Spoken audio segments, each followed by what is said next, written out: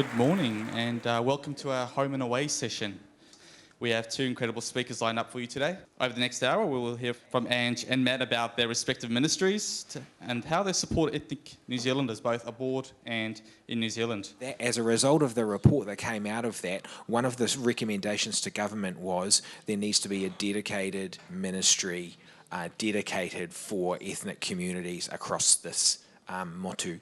And so that is why our ministry has come into being, 18 months old, and our purpose is quite simple.